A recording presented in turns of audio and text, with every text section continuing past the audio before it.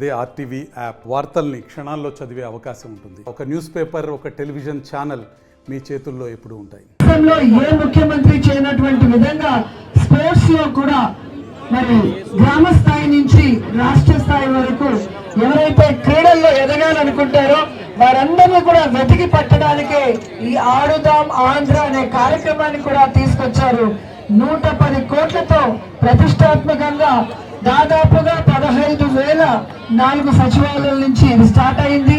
ఈరోజు నియోజకవర్గ స్థాయి పోటీలు జరుగుతున్నాయి, తర్వాత జిల్లా స్థాయి, ఆ తర్వాత రాష్ట్ర స్థాయి. మీకు రాష్ట్ర స్థాయి వరకు constituency level, district level, state లెవెల్లో మీకు ప్రైజెస్, సర్టిఫికెట్స్, మెడల్స్ తో పాటు ప్రైజ్ మనీ కూడా దాదాపుగా 12 కోట్ల రూపాయల్ని ఈరోజు పెట్టడం అనేది మీరు గమనించాలి. అండ్ మీ అందరికీ తెలుసు, ఎలక్షన్లు వస్తుంటే సంక్రాంతికి డూడు బసవన్నలు ఎలా అయితే వస్తారో అలా చాలా మంది వస్తారు. 1వ కృష్ణుడు, 2వ కృష్ణుడు, 3వ కృష్ణుడు, ఇప్పుడు 4వ కృష్ణుడు బయలుదేరాడు. వీళ్ళందరూ కూడా జగన్మోహన్ రెడ్డి గారి మీద దుమ్మెత్తపోయడానికి వస్తున్నారే తప్ప వీళ్ళు అధికారంలో ఉంటే ఏం చేశారు, లేదా అధికారంలోకి వస్తే ప్రజలకి ఏం చేస్తామనేది చెప్పడానికి వాళ్ళ దగ్గర ఏమీ లేదు. ఎందుకంటే వాళ్ళకి చేయాలన్న మంచి మనసు లేదు. చెప్పాలి అంటే ఈ రాష్ట్ర పరిస్థితుల గురించి, ఇక్కడ ఉన్న ఏం చేయాలో కూడా వాళ్ళకి అర్థం కాని పరిస్థితి. కేవలం జగనన్నని ఓడించాలి, వాళ్ళ అధికారంలోకి వచ్చేయాలి అన్న ఆలోచన తప్ప మరొక ఆలోచన లేదు.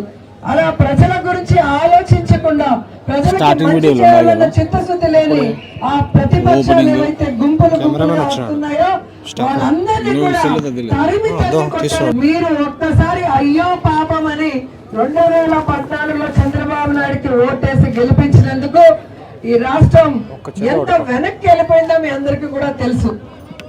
ఒక్క అభివృద్ధి లేదు, ఒక సంక్షేమం లేదు. ఏది అడిగినా కూడా రాష్ట్రం విడిపోయింది, నష్టపోయింది, కష్టాల్లో ఉన్నామంటూ కుంటి సాకులు చెప్పాడు. కానీ ఈ మధ్యలోనే మీకు తెలిసింది, స్కీములు చేయడానికి డబ్బులు లేదు కానీ స్కాములు చేయడానికి బాగా డబ్బు ఉంది చంద్రబాబు నాయుడు దగ్గర అని అన్ని కేసుల్లో ఇరుక్కున్నాడు. తాత ఈ మధ్యలోనే బెయిల్తో బయటకు వచ్చాడు కానీ ఖచ్చితంగా లోపలికి వెళ్తాడు, జీవితాంతం లోపలే ఉంటాడు. అలాంటి వ్యక్తి వల్ల మనకి ఎటువంటి ఉపయోగం లేదు. రాజశేఖర రెడ్డి గారి కుటుంబం, అప్పుడు వైఎస్ఆర్ గారు కానివ్వండి, ఇప్పుడు జగనన్న కానివ్వండి, మీ కుటుంబంలో ఒక కొడుకులాగా, ఒక తండ్రిలాగా, ఒక బిడ్డలాగా ఆలోచించి ప్రతి కుటుంబాన్ని కూడా తన సొంత కుటుంబంగా భావించి ఈరోజు ఆ కుటుంబంలో ఎంతమంది ఉంటే అర్హులో అంతమందికి కూడా సంక్షేమాన్ని అందిస్తున్నారు అంటే అది మనసున్న కుటుంబం. ఆ కుటుంబం ఎప్పుడూ కూడా సంతోషంగా ఉండాలి. ముఖ్యమంత్రిగా ఇంకా 20-30 సంవత్సరాలు అలాగే కొనసాగాలి. మరిన్ని వీడియోస్ కోసం ఛానల్ ని సబ్స్క్రైబ్ చేయండి. లేటెస్ట్ అప్డేట్స్ కోసం వాట్సాప్ ఛానల్ ని ఫాలో చేయండి. అండ్ లింక్ డిస్క్రిప్షన్ లో ఉంది.